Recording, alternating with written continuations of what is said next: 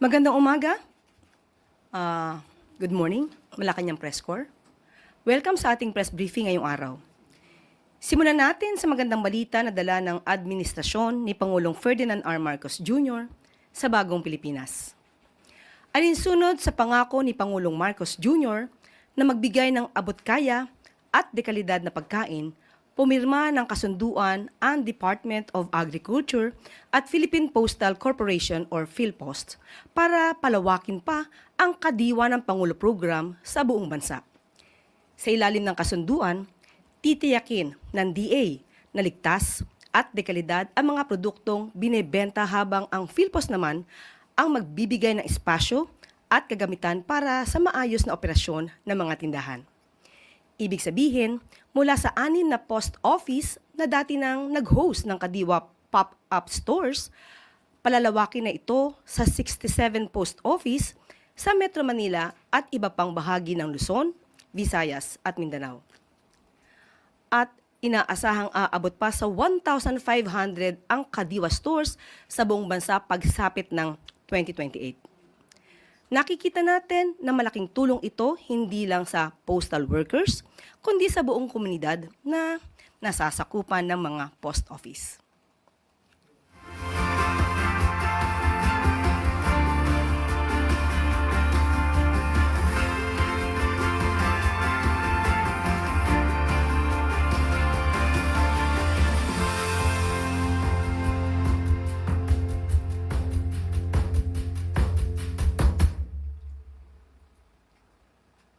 Isa pang good news, binuksan na ng Bureau of Immigration ang bagong OFW wing sa NAIA Terminal 3.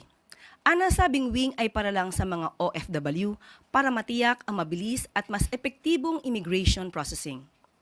Ang bagong pasilidad ay alinsunod sa target ng administrasyon ni Pangulong Ferdinand Marcos Jr. na pagbutihin at ayusin pa ang mga serbisyo para sa mga OFW.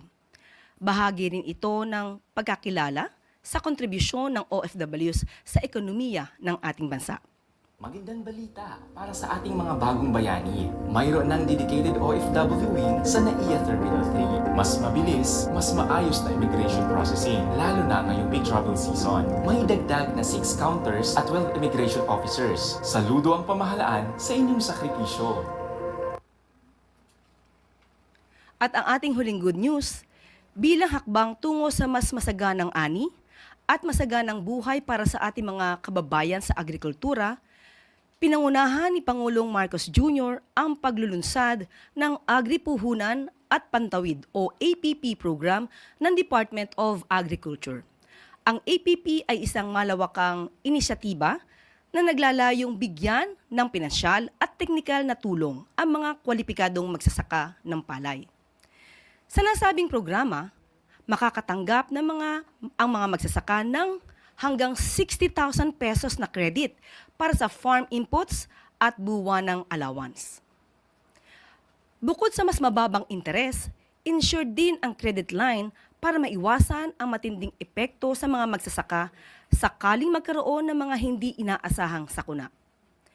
Bukod sa cash assistance, nagkaloob din ang Philippine Center for Post-Harvest Development and Mechanization or PhilMec ng higit 6 na milyong halaga ng makinarya sa 3 farmer cooperatives. Kabilang dito ang Rice Combine Harvester na nagkakahalaga ng 1.92 milyong pesos at 2 4-wheel tractors. Ayon kay Agriculture Secretary Francisco Laurel Jr., malaking tulong ang APP program para gawing mas kapaki-pakinabang at bankable ang pagsasaka sa bansa. At ito po ang mga good news natin sa araw na ito. Para rin po sagutin ang mga katanungan kaugnay sa survey sa hunger at food security, kasama po natin ngayon si Department of Social Welfare and Development Assistant Secretary Irene Dumlao. Magandang umaga, Asek Dumlao.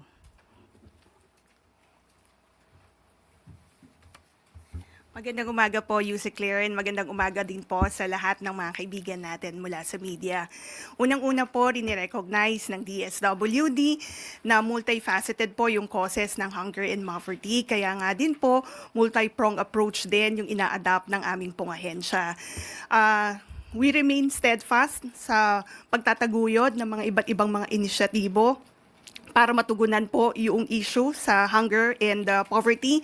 And of course, dun sa pagpapabuti at pagpapalawig rin ng mga existing programs ng aming pong ahensya. Kabilang na dyan yung Pantawid Pamilyang Pilipino Program na namumuhunan sa edukasyon at kalusugan ng mga children beneficiaries. Dahil naniniwala po tayo, driver kasi yung hunger sa poverty.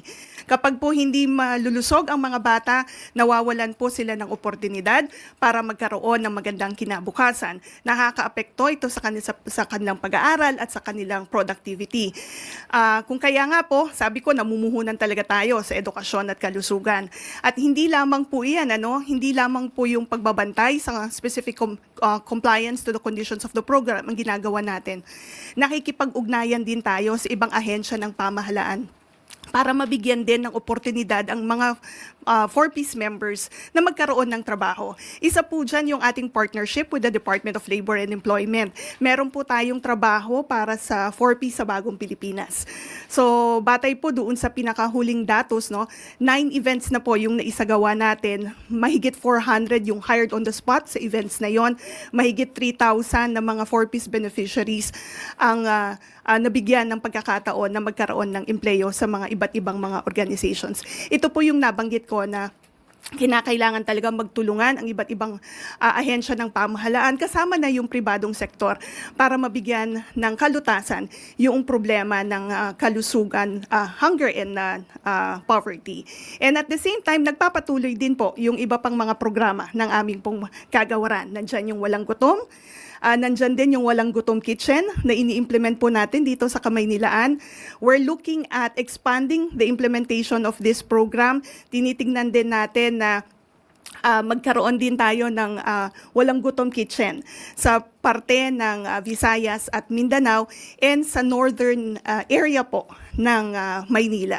Dahil isa po yan doon sa naging rekomendasyon din in terms of improving the implementation of the program. So again, nagtutulong-tulong po ang iba't ibang ahensya ng pamahalaan. We adopt the whole of government approach, the whole of society approach, sapagkat hindi lamang po gobyerno ang may responsibilidad sa pagtugon sa problema ng kagutuman at kahirapan. Kasama po natin ang pribadong sektor. At yan po ay naipakita sa mga iba't ibang mga programa na ipinapatupad natin. In fact, banggitin ko na rin po, doon sa i-digitalize nga natin yung registration, accreditation, and licensing ng mga social welfare and development agencies. We have a lot of good doers po na tumutulong sa department para makapag-provide tayo ng social welfare assistance to the poor, the vulnerable, and the marginalized. Thank you very much, Asek Dumlao. We now open the floor to questions related to poverty, hunger, and even food security. Maris Umali, GMA Integrated News. Good morning, ma'am. Ma'am, you mentioned a while ago multifaceted yung reasons kung bakit nararanasan natin yung kahirapan. Can you just at least mention to us what are the factors? Kasi these programs that you've mentioned, yung multi-pronged approach, have been done by the government for I think since it started, this administration. So, but still, ang lumalabas po kasi from 26.4% in February, it soared to 35.6% in March. So medyo mataas po ito. And even the non-poor, it also rose slightly from 16.2% in February to 18.3% in March. So hindi na sila mahirap, pero yung hunger levels slightly increased pa rin po. So number one, what are the factors that contributed to this soaring of hunger? And you've already mentioned the approaches to respond to this. How soon are we expecting these numbers to go down? Maris, kung matatandaan mo, last year naglabas ang DEDA PSA na bumaba yung poverty incidence po sa ating pong bansa. Yan ang nagpapatunay na nagigain ng traction yung mga programs and services na ipinapatupad po ng ating pamahalaan. Maraming mga factors kasi na nakakaapekto sa mga mahirap nating pamilya. Last year, nakita po natin 6 typhoons occurring in 3 weeks. At isa po yan sa mga kadahilanan kung bakit po bumababa yung level of well-being ng mga kababayan natin na mahihirap. Ngayon, ang ating pong pamahalaan ay hindi naman po natitigil sa pagbubuo ng mga interventions para hindi po lalong sumadsad sa kahirapan yung ating mga kababayan. Isa na nga po dyan yung nabanggit ko, no, yung dun sa Pantawid Pamilyang Pilipino program na tinutulungan natin sila to recover from disasters and other shocks na nakakaapekto sa kanila. Meron din tayo yung assistance to individuals in crisis situation. Ito po yung mga interventions, yung mga social assistance na ibinabahagi natin because there are unwanted events o mga adverse shocks na nakakaapekto po sa mahirap na pamilya at kinakailangan na makaution natin yung impact po nito. Kaya ganito, may mga social safety nets din tayo na ipinapatupad. Inflation is another issue, no, na nakakaapekto rin po sa well-being ng ating mga kababayang mahirap. Kung kaya nga po meron din tayong ayuda para sa Kapos ang Kita program. Again, it's a social safety net that cushions the impact of rising inflation to individuals who are affected by rising inflation and whose income do not exceed or yung kinikita nila ay hindi nag-exceed dun sa statutory minimum wage. So again, I'd like to emphasize, Maris, na may mga iba't ibang kadahilanan kung bakit po bumababa yung level of well-being and bakit may mga pamilya na tingin nila nagugutom sila o naghihirap sila. But then again, ang mahalaga po para sa amin, merong mga iba't ibang mga interventions ang ating pong pamahalaan para makaution yung impact po nito at hindi po bumaba at ma-trap sa poverty yung ating mga kababayan. Okay, ma'am, just a follow-up. So, since we understand that it would take a while. Kakaiba ng context, 'di ba? Sa government, we make use of family and family income and expenditure survey. May annual study po na ginagawa diyan. Usually, yung mga survey na ginagawa ng ibang organizations, on a quarter lang po yan. And then, syempre, depende rin yun doon sa mga questions na tinatanong kasi doon sa mga respondents. While, of course, we recognize, we acknowledge ito pong mga pag-aaral na ito, tinitignan din natin at ibinabangga doon sa mga scientific studies na isinasagawa ng ating pong pamahalaan. As to timeline, sabi nga po ni Pangulong Marcos Jr., dapat maibaba natin ang poverty incidence to a single-digit percentage before the end of his term. DSWD is committed in contributing to that, to the attainment of that goal. At pinagsisikapan po namin para mas mapabilis pa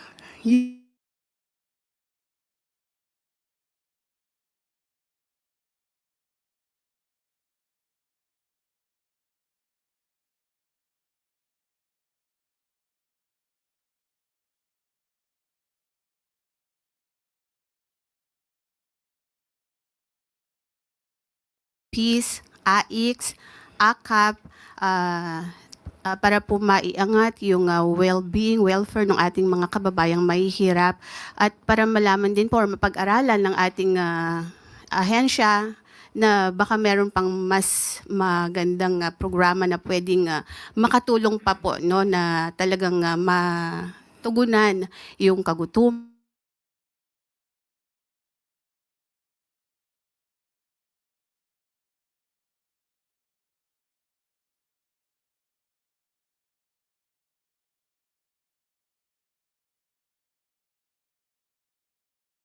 Sa kasalukuyan, meron po tayong kinomission na pag-aaral para makita din natin, no, kung ano na ba yung naging epekto ng programa. Ba ASEC yung dagdagan yung 3,000 pesos na ibinibigay sa kanila para naman mas makaangat sila sa kanilang pamumuhay? Yes, isa po yan doon sa tinitignan, no, kung akma pa ba yung halaga na tinatanggap nila para ma-address yung pong gaps sa pamilya. Pia Gutierrez, ABS-CBN News. Ma'am, nabanggit niyo po na magkaiba po yung standards or yung metrics na ginamit dun sa survey compared to yung pang-measure po ng government, no? So, using po yung metrics na ginagamit po ng DSWD, where are we now in terms of our goal to eliminate hunger in the Philippines? Are we on target? At gaano po kalaki yung, kumbaga, yung difference po nung pinapakita sa survey at yung lumalabas po sa inyong mga pag-aaral? Pia, unang-una, it's the Philippine Statistics Authority, no, na kasama po natin sa pag-aaral. Yung sa pag-aaral na nabanggit ko, yung Family Income and Expenditure Survey, sila po ang nagsasagawa niyan. But sabi ko nga po, ito ay reference ng aming pong ahensya to assess yung implementation noong mga iba't ibang social protection programs and services. Batay naman po doon sa mga gaya nung lumabas last year, no, na bumaba yung poverty incident sa ating pong bansa, we can say na nag-gain po ng traction yung mga ipinapatupad nating programa, kagaya nga po ng Walang Gutom program, yung Walang Gutom Kitchen, Tarabasa, and of course yung 4Ps, yung SLP, and Kalahi Seeds, among other social protection programs and services of the department. And batay nga po doon sa pinaparating din ng ating mga beneficiaries na natutuwa sila doon sa ipinapatupad namin. Yun po yung driving force, actually sa motivating force for the department to continue expanding the program implementation and further developing initiatives para mas mapagbuti nga po yung pang social protection agenda natin. And idagdag ko na rin po na doon sa Walang Gutom, we started kasi in 2023 na nasa mahigit 1,000 yung mga beneficiaries. The following year, nag-expand tayo to 150,000 and ngayon, nasa 300,000 household beneficiaries na yung ating nasuserve. So, ibig sabihin po, talagang malaki na yung naiaambag ng ating pong ahensya sa paglutas nga po ng problema ng kagutuman and malnutrition. Clay Pardilla, People's Television. Good morning po, ASEC. ASEC poverty and hunger rates have increased nga po. Pero po, kung titingnan yung PSA, nabawasan pa po yung inflation rate natin from Feb to March. Nadagdagan din po yung employment rate natin. Paano po natin nire-reconcile yung mga ganitong datos and how optimistic is the government na mababawasan po for the month of April? Now, in terms of optimism, optimistic po tayo na mas magi-improve pa po no yung condition noong in terms of improving or reducing poverty incidence in our country and reducing hunger incidence as well. Nakikita nga natin doon sa isinasagawa natin na trabaho para sa 4Ps sa Bagong Pilipinas. Gaya ng nabanggit ko earlier, marami po tayong mga na-i-register na merong mga bagong trabaho.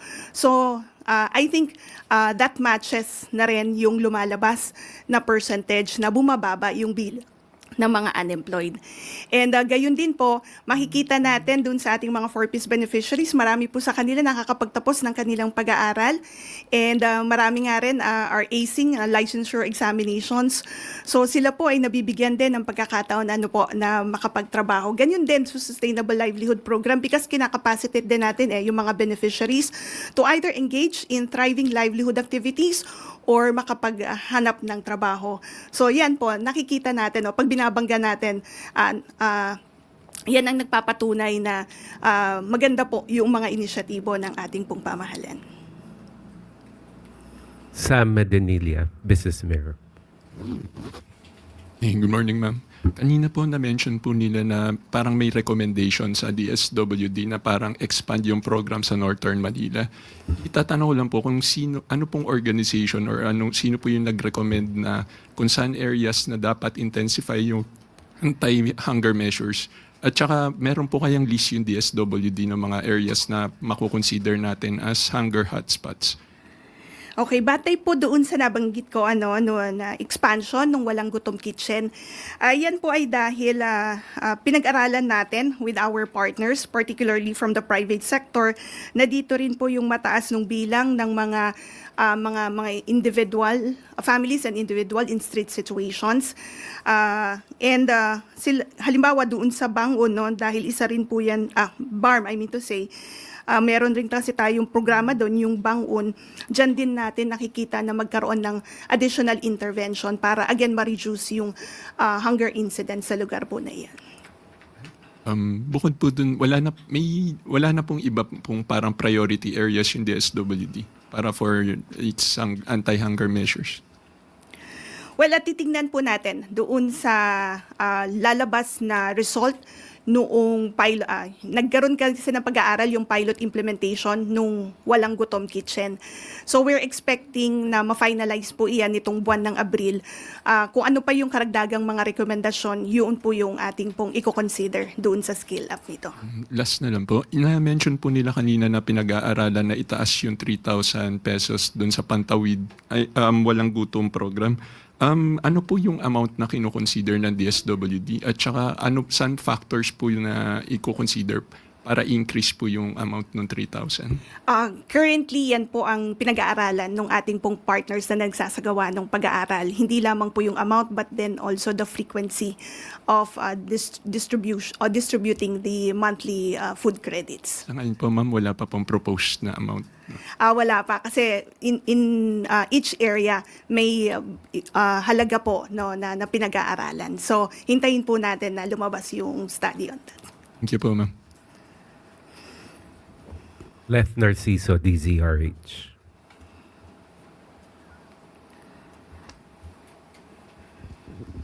ASEC, ma'am, dun po sa mga nakagraduate na ng 4Ps, may datos po ba ang DSWD kung ilan sa kanila yung nagtuloy-tuloy yung pag-ahon at ilan din naman yung bumalik as beneficiaries?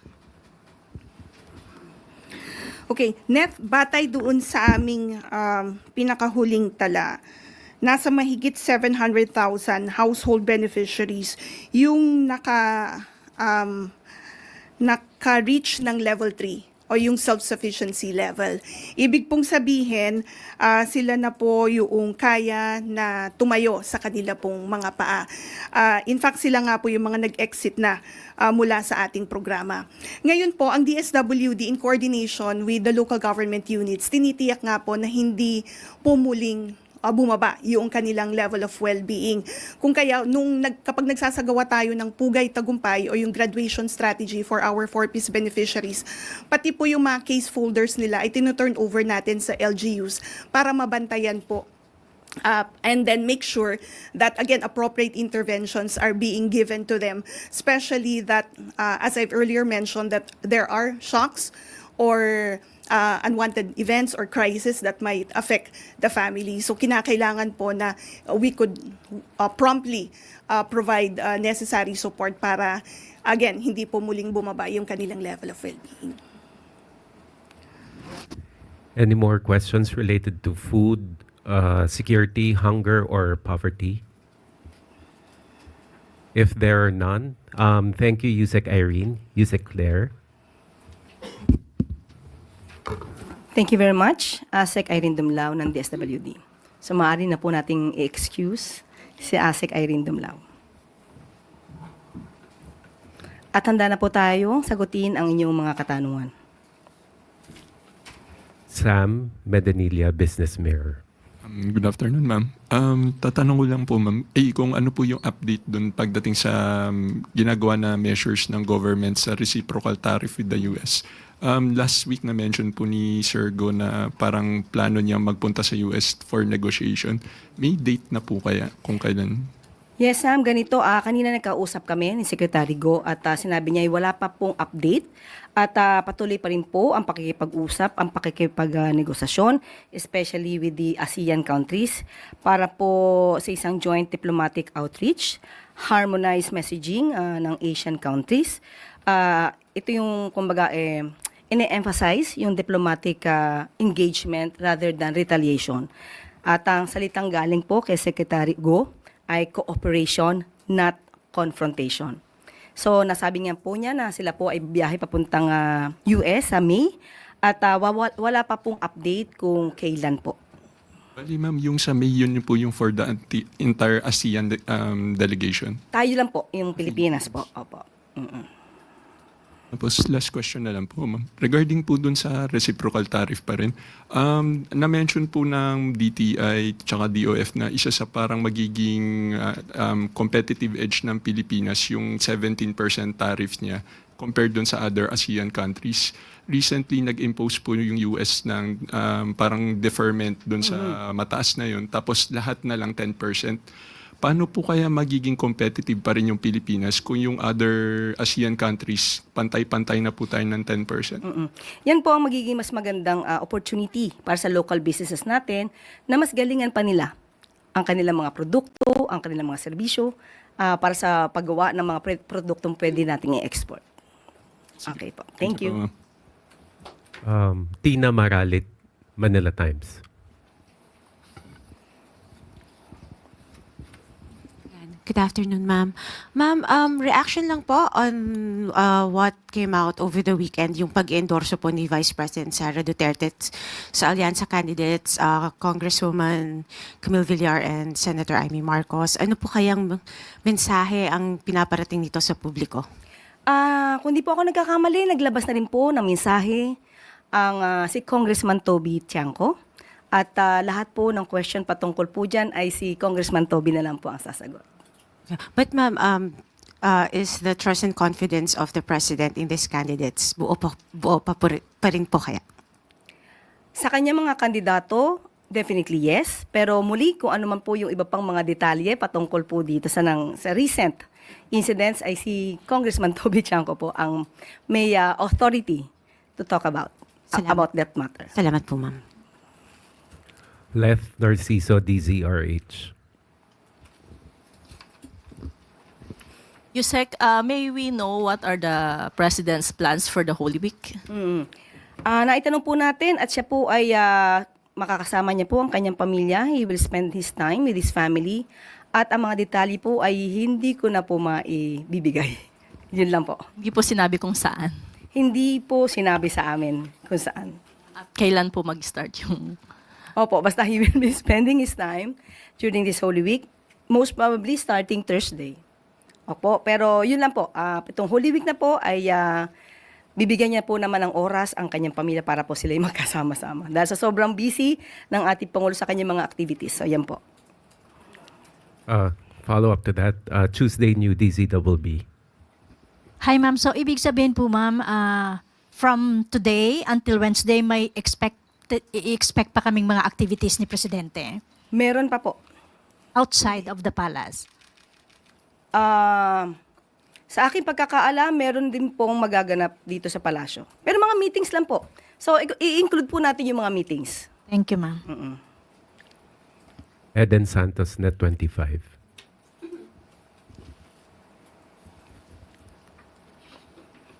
Good morning po, Yusek.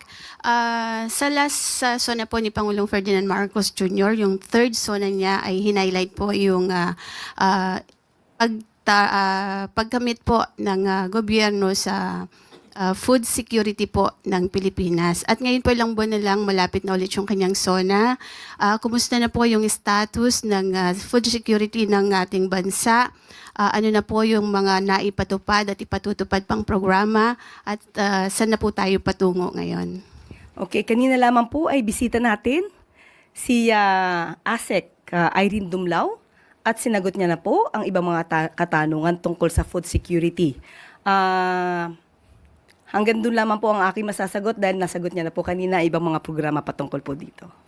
Pero nasaan na po tayo ngayon pagdating po dun sa pagtamo ng pamahalaan ng Marcos administration, pagdating po dun sa pagkakaroon natin ng seguridad sa pagkain sa ating bansa? Nakita niyo naman po kung ano pong sinabi ng ating ASEC from the DSWD. Nagagampanan po yan at nagkakaroon po ng traction dahil sinabi po niya noong nakarambon lamang ay maganda po naman ang naging resulta. At mas maganda po kung muli natin maisasalang ang ating ASEC na si Irene Dumlao para po maitanong niyo po yan. Binigyan na po tayo kanina po kasi ng pagkakataon na maitanong ang tungkol sa food security. Sana po nadetali po niya kanina. At nadetali naman po niya kanyang mga programa kanina po. Thank you po. Thank you. Ann Soberano, Bombo Radio. Yusek, good morning. Follow up lang din po doon sa Holy Week activities ni Presidente. May mga pahabol po bang instructions si Pangulong Marcos sa mga concerned agencies, lalo po at nagsisimula na pong magsiuwian yung mga kababayan natin, and then may balak po ba siyang magsagawa din ng sariling inspection po? Thank you. Opo, unang-una po, syempre ang gusto po ng Pangulo natin at ang direktiba po niya ay bigyan po ang ating mga kababayan at hindi lamang po mga kababayan, kung sino man po ang bumibisita sa ating bansa, ng isang safe at convenient travel. Maliban po dyan, ang mga naiiwan sa kanilang bahay at hindi naman po nagda-travel at nagbabakasyon ay mabigyan din po ng kanilang proteksyon. At kaya po inaasahan po natin ang ating Secretary, si DOTR Secretary Vince Dizon, naglilibot po siya upang malaman po ang mga nagbabiyahe kung may mga overloading at kung ano-ano pa ang maaari maging problema ng mga vehicles, no? Mga transportation na maaaring i-avail ng ating mga kababayan. At maliban po dyan, ang Bureau of Immigration po ay nagsabi rin po na handa po sila sa pagdagsa po ng tao sa airport at magtatalaga po ng 48 personnel para po siguraduhin na lahat ng counter po ay may tao at hindi po maipon ang pila. Hanggat sa makakaya po dahil hindi po natin malalaman kung gaano ba po talaga kadami po ang dadagsa sa pag-travel po. Balik na rin po sa bansa yung Philippine Humanitarian Team mula sa Myanmar. May mensahe po ba dito si Pangulong Marcos, Yusek? Opo, nagkaroon po ito ng commendation at sila po talaga ay kumbaga ipinarangalan po dahil sa kanilang napakatapang na pagsagupa dito sa kanilang obligasyon at sa kanilang duty po. Kaya po ang lahat po na nanggaling po at tumulong po sa Myanmar, kayo po ay aming pinasasalamatan. Kapuri-puri po ang inyong mga ginawa. Thank you po. Raquel Bayan, Radio Pilipinas. Good morning po, Yusek. May we get Malacanang statement po on the beginning of the overseas voting po and maybe your call for the Filipino voters abroad. Yes, opo. Yan po ay karapatan po talaga nila. Dito po nila mapapakita ang kanilang boses, ang ating mensahe po mula sa palasyo ay gampanan niyo po ang inyong tungkulin bilang isang Pilipino. Bumoto po kayo ng nararapat. Bumoto po mula sa puso.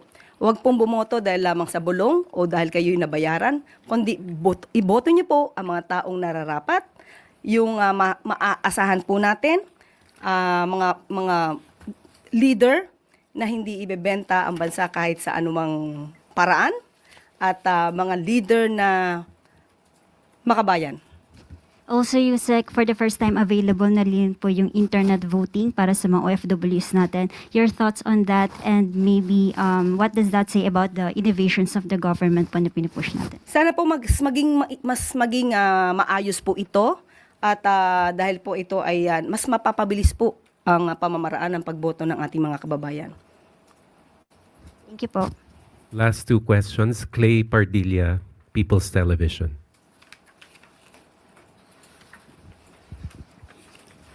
Good morning po, Yusek. Yusek, Senator Gatchalian expressed alarm over recent cases of bullying and students' deaths linked to violence, calling it a sign of crisis. What directive po has Malacanang issued to DepEd in response to these incidents? At ano pong maipapayo po natin sa mga magulang? Salamat po. Yes, opo, nagpalabas na rin po ng mensahe po dito at kinukondena po kung ano man po na bullying, panghaharas sa mga estudyante po natin, sa mga kabataan po.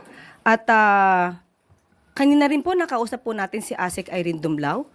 Sa mga ganito pong sitwasyon ay yung mga social worker po na naka-assign, pumunta na rin po sa mga schools na nabanggit, sa mga involved po ngayon, at tinulungan po sila agad.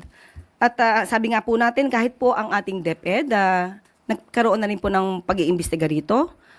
Especially po yung tungkol sa nangyari sa Las Piñas, kinausap na po ang principal po dito at ang SDO.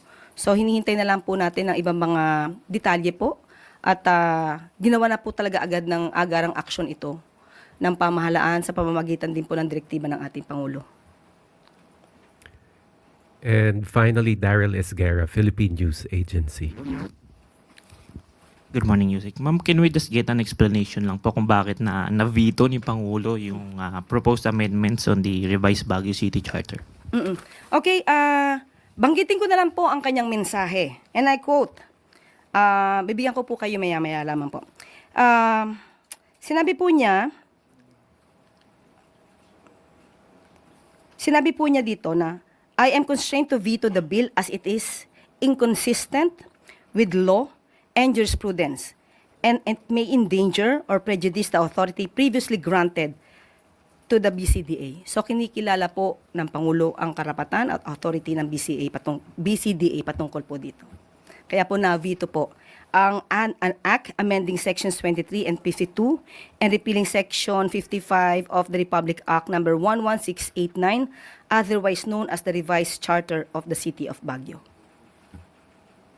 Thank you very much, Yusek Claire.